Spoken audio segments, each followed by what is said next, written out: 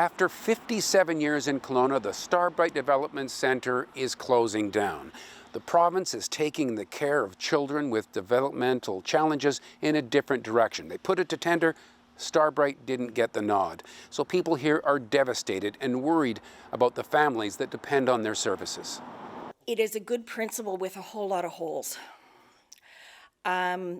It's hard to be, very critical, but there is so much lacking in the preparation to move families. These are vulnerable families and children who have their hands full.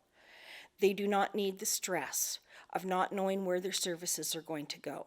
For our therapists, they have taken on new families just in the last few months that they assumed they would be seeing over the next while. They don't know what to tell those families because we don't know. This is a place that the community has bought into, and to have it taken away is just a colossal mistake and total injustice to the people of Kelowna, the Central Okanagan.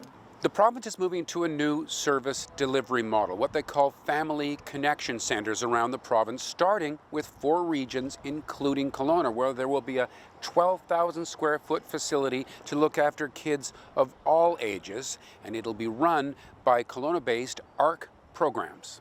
Some kids may have a challenge in doing that transition, but parents shouldn't be worried that they're not going to get the services. And in fact, any families that are receiving services that are funded under this umbrella of child and youth with support needs out of MCFD are going to have first access to the services as we open up. In other words, the people who were at Starbright up to now will be the first people you talk to about people at Starbright and other agencies that are contracting with MCFD for these kinds of services. Will be the first ones you talk to. That's right, yeah. And then going forward, this provincial model is to bring all of these different service providers together to make sure that it all works out, I guess, in a cost-effective and successful manner? In an integrated and coordinated manner, I would say it'd be a better description.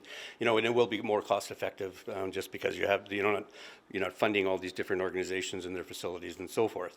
But that aside, the main thing is that there's going to be a greater array of services, and there'll be needs-based services. So they're not going to have a pre-diagnosis in order to be eligible for service.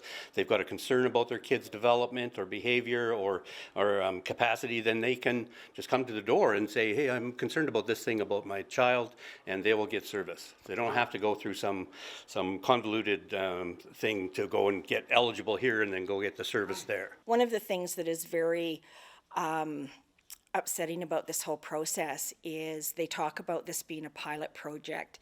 And with any pilot project, you run current services side by side with the new services, and you transition families slowly into the new process as those developments are proven.